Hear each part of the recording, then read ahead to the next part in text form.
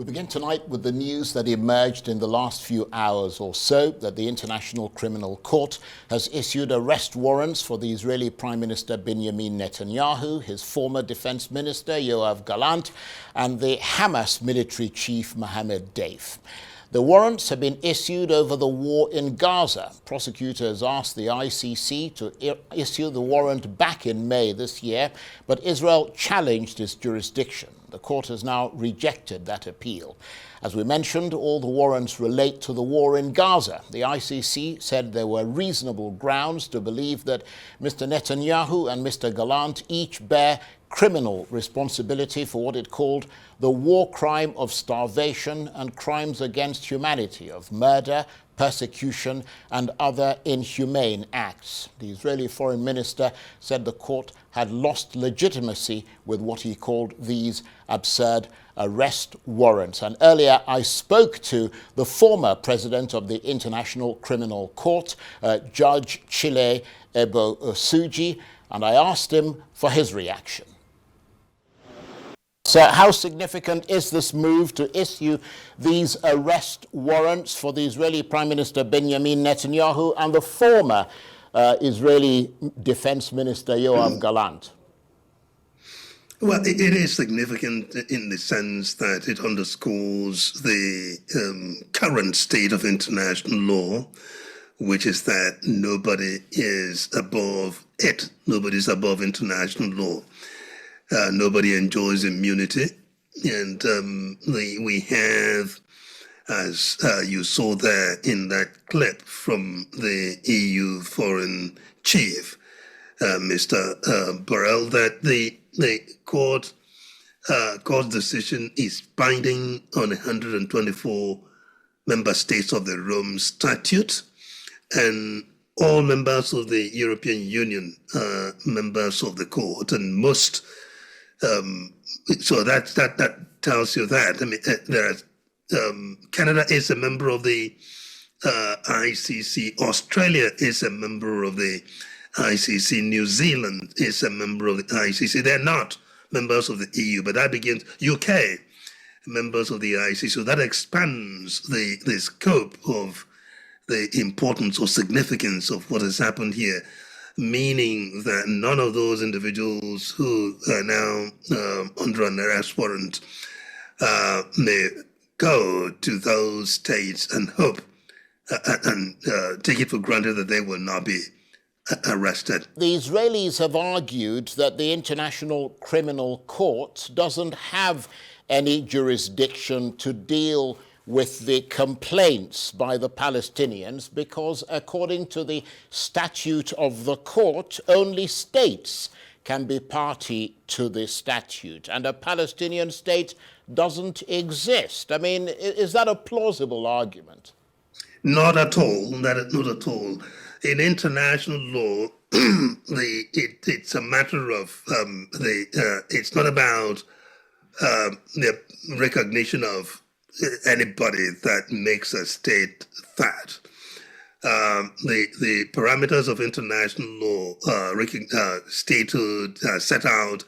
There was a document called the Montevideo Convention on Rights and Duties of States that specify the criteria for statehood, and Palestine, meets those. And Palestine has been admitted as a member state of the Rome Statute. We can discuss this in detail if you want, but if you looked at when Israel declared independence in 1948, it was, I think, July 1948, only one state recognized it immediately. It took a while for more states to recognize it. Now, if you looked at the point that Palestine declared itself a state, it has gathered, you would say, more recognition by other states than Israel had at the same point between then and now. So we cannot make that argument that Palestine is not a state. Palestine is a state. The UN recognizes Palestine as a state, the UN General Assembly. and that's Judge Chile Ebo Usugi, who was the former president of the International Criminal Court. Well, for his reaction to those arrest warrants, I'm joined now in the studio by the Israeli ambassador to Nigeria, Michael Freeman. Absolutely delighted to have you here. And thank you so much for actually coming in. I mean, we haven't sort of had you in the studio, we've had you via sort of Zoom in the past. Presumably these arrest warrants have provoked a furious reaction in you, as it has from your Prime Minister's office, which called it absurd, unwarranted, and a dark day for justice. And right across the political spectrum in Israel, there's been a very angry reaction to this, hasn't there? Absolutely, and I would echo those comments. It really is a dark day for justice. It's a dark day for democracies. This is the first time the court has ever issued a warrant against leaders of a democratic state that has independent judiciary, a world-renowned independent judiciary, and it's made these arrest warrants after Israel defended itself from a Hamas attack. You know, we remember on October the 7th, 2023, Hamas attacked Israel in the most brutal, evil, vicious way that we've really seen. And Israel has responded to that. And the response has been from this outrageous decision to issue arrest warrants against the leaders of Israel and one token one against a Hamas leader who is dead. It's really an irony, and it's a farce. None of the Hamas leaders have been brought to the court, not a single one. All of those people who were in Qatar and are now in Turkey, not a single one of them is there an arrest warrant against, but only against the leaders of the democratic state of Israel. It's ridiculous and it's outrageous. Well, let's focus on Israel, because Israel is not a signatory to the ICC, but it is nevertheless potentially a big problem for your government, these two arrest warrants, because from a legal perspective, all members of the Rome Statute, there's 124 countries, now have a legal obligation to arrest your Prime Minister and your former Defence Minister. Well, we've begun to see that a number of countries have already come out, signatures to the Rome Convention have come out and said that they are upset, appalled by this decision and are considering what to do, including members of the EU. And I think we'll see more coming out against it as well, because they recognise that this has politicised the court, that the court has now taken a stance that isn't justified from a legal perspective, isn't justified in any way. And really, the people out there, the real criminals, are getting away scot-free. They're laughing. You know, here we have Assad of Syria, who gassed his own people. He dropped chemical weapons on his own people and gassed them. He is walking around without an arrest warrant. Ali Khamenei, the leader of Iran, the man who is responsible for training and backing Hamas and Hezbollah and the Houthis and all the other terrorist organizations, is sitting there without an arrest warrant.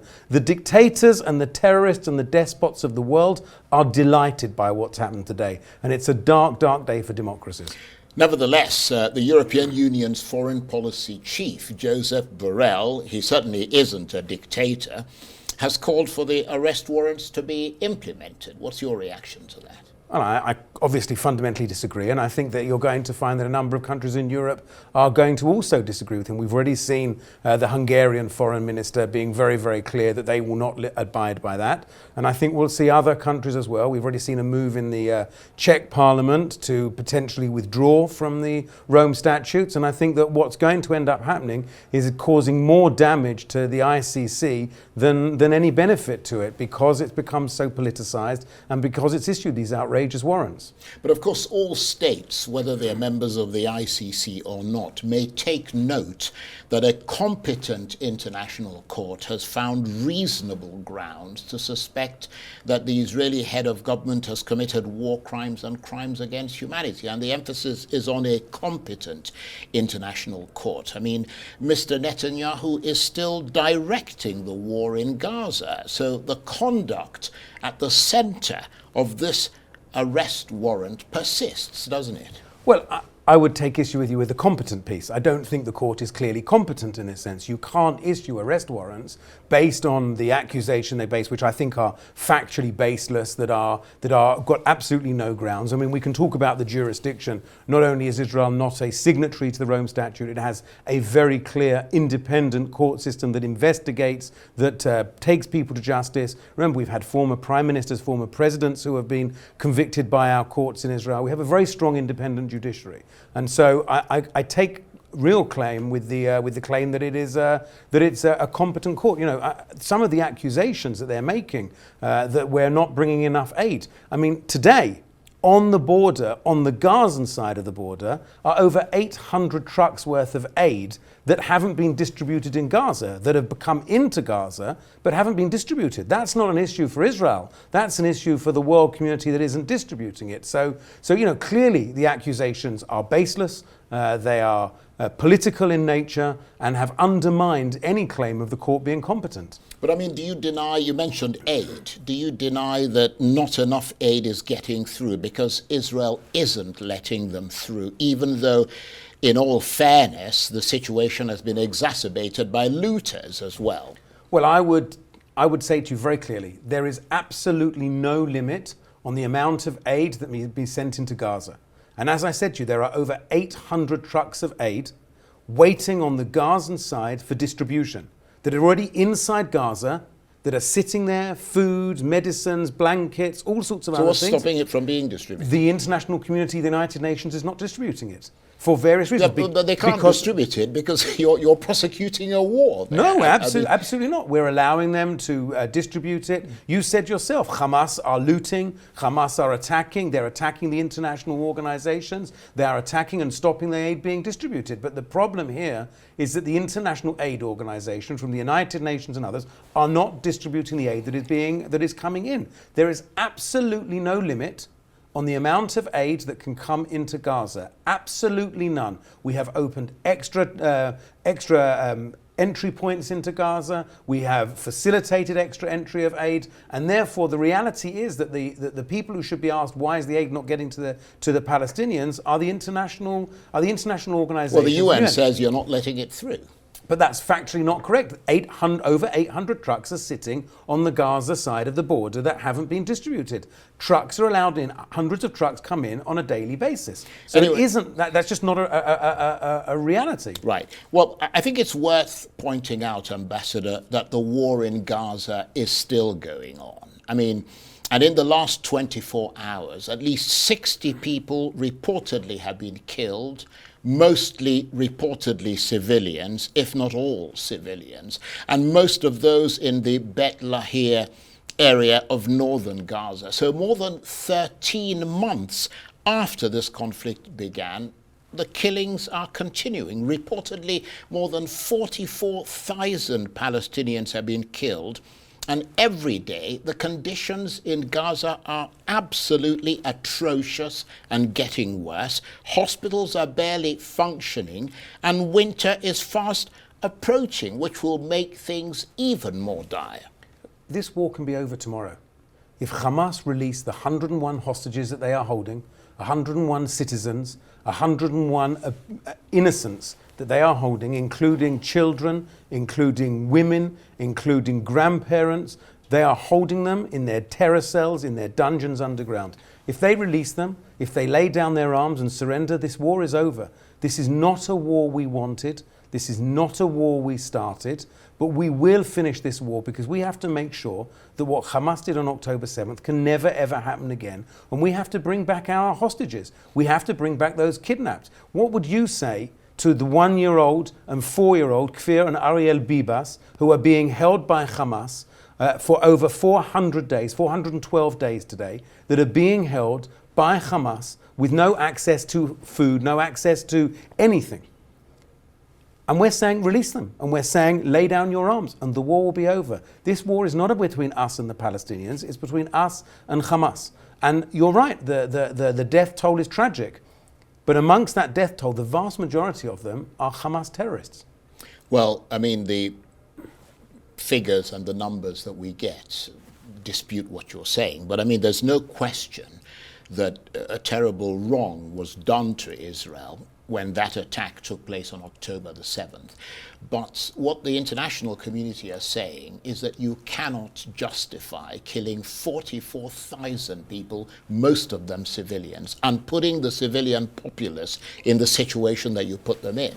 Well, again, I would dispute those numbers. But even if we accept the numbers, and we should make clear the numbers are provided by Hamas. The 44,000 number is a number that's provided by Hamas. And they do not in any way distinguish between civilians and combatants. You would have to accept that the Israelis can provide a number that says over 20,000, significantly over 20,000, are combatants, are terrorists of the Hamas. And therefore, when we look at those numbers, we have to understand that context. Look, war is a terrible thing. War is an evil thing. There's never been a war in history where innocent civilians don't die. Innocent civilians die in war. I wish they didn't. And genuinely, my heart goes out to innocent civilians. There's an innocent civilian, whether they're Palestinian or they're Israeli or they're Nigerian or anything, is a tragedy. But that's why the ICC are saying that your country is committing no, war crimes and crimes against humanity because you're attacking civilians. No, civilians die in any war. There has never been a war where civilians don't die. What the ICC is saying is, if you react, if you have a right, defend yourself, you no longer have the right to defend yourself. Because in war, civilians die. The United Nations themselves have a statistic that says in an urban combat, the average death between terrorists or combatants and innocent civilians is 1 to 9. For every terrorist killed or every combatant killed, 9 civilians are killed. That's the United Nations figure, taking into account urban conflict around the world. In this conflict in Gaza, that figure is approximately 1 to 1, which would make it the most surgically carried out war in history by some distance. Again, that doesn't help the 20,000 innocents or the however many innocents that died, but it would be the greatest ratio in history. It would be the lowest ratio in history, and it shows the utter absurd nature of the ICC issuing arrest warrants for the most surgically carried out war in history. And again, you don't have to take my word for it. The high-level military group, which is an independent group of military chiefs from the UK, from America, from other countries around, have made this statement themselves. John Spencer from West Point, Colonel Kemp from the UK, who have all seen war in Iraq, in Afghanistan, other places, have all said what we're seeing from the Israeli army is the most careful, most surgical war in history. Well, if you're that careful and that surgical, why aren't you allowing journalists in there? Well, because the area is still an active war zone, as you said, and we don't want journalists to be injured or to be killed or to be kidnapped. Remember, this is not a society on behalf of Hamas, is not a free society. And as you know, journalists have been embedded with our troops and have gone in with our troops. But to allow journalists to walk around would only end up with them being injured or killed or kidnapped by Hamas, because that's what Hamas do. Well, let me return to the issue of the arrest warrants.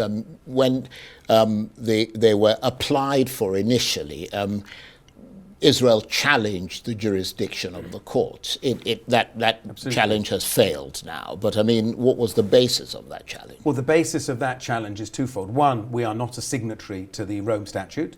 Secondly, we have an independent court system which is recognised throughout the world as a court system and a system that can investigate and check and hold our leadership to account and hold soldiers to account, and anybody can bring cases. But we don't see any evidence of your courts investigating. Well, we're not seeing any Israeli warrant out for Mr. Netanyahu, are we? Well, because Mr. Netanyahu hasn't carried out any war crime. That's why there's none. But there have been warrants against Israeli soldiers. Israeli soldiers have been arrested. Israeli soldiers have been charged. Israeli soldiers have been convicted where they've carried out individual activities that have been against the law, that have been illegal, and they have been arrested and they're investigating. There are currently a number of investigations that are ongoing by our courts into soldiers who have done things that are illegal. But of course there's been no warrant for Mr. Netanyahu or Prime Minister Netanyahu or anyone else, because what they're doing is not illegal and what they're doing is not a war crime. Self-defense in a war is not a war crime.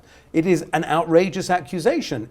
if what we're saying here is the British would not have had a right to fight the Germans and to fight the Nazis, it means that no one has the right to fight terrorism. Yeah, but the reason why international laws came in was subsequent to that war, the Second World War. That's because why, of the Nazis, not because of the That's why Allies. laws came in. Right, but because that there of the must Nazis. be rules and regulations that govern law. Wars. Absolutely. And that people must behave in a particular way towards civilians because of the horror on both sides. Absolutely. And I will tell you now, we stand by international law. Israel is upholding international law in every sense in the war in Gaza. It's absolutely upholding the war. It's absolutely upholding the international law. Well, one of the arguments that you made when you challenged that jurisdiction was that Palestine is not a state. Absolutely. But the ICC is saying that there isn't a state because Israel is occupying their territory, and that nevertheless there are still two parties who are caught up in an international armed conflict, and therefore the ICC has the power to get involved and assess whether crimes against humanity are being committed. So in 1947, the United Nations voted to partition the land into a Jewish state and an Arab state, and the Arabs rejected it. We saw in 1967 an offer for a Palestinian state. We saw an offer in 2000. We saw an offer in 2001. Every time Israel has offered or has entered into negotiations and there's been an agreement, we heard President Clinton this week saying that the Oslo process in 2000 at Camp David, Israel agreed to having a Palestinian state on 98% of the West Bank, with East Jerusalem at its capital, with land swaps for the rest of that, and the Palestinians rejected it out of hand. So the Palestinians can't, on the one hand, reject an offer to be a state and then say, we don't have a state and therefore you have to accept us as a state. You can't have it both ways. Palestinians could have had a state on many, many occasions and rejected it every single time. You cannot then hold Israel responsible and say, well, we know Palestine's not a state, but they should be a state. Well, we offered them the state. We had the opportunity to have a state. And they said no. They said, no, we want everything. We want it all. But now you don't want to offer them the state anymore. Well, I would ask you, what's the state going to look like? Is the state going to look like Gaza? Is the state going to be a state run by Hamas that's going to bring us another October the 7th? No one in the world would agree to have on their border a radical terror organization like Hamas, backed by Iran, who is utterly dedicated to the destruction of the state of Israel and the death of every Jew around the world. And if that's the type of state, I wouldn't accept that, you wouldn't accept that, and it wouldn't be good for the Palestinians and it wouldn't be good for anybody else. And we're seeing Palestinians now saying in Gaza openly, we're so pleased that Hamas are being defeated. They ruined our lives. They destroyed us. And so we have to make sure that there is a better future for the Palestinians, that there's a better future for the neighborhood. And that can only be done if Hamas don't exist and Hamas are wiped out. On that note, I want to thank you very much indeed. Michael Freeman is the Israeli ambassador to Nigeria. Thank you very much indeed for coming in to talk to us. Thank you. And lovely to meet you in person.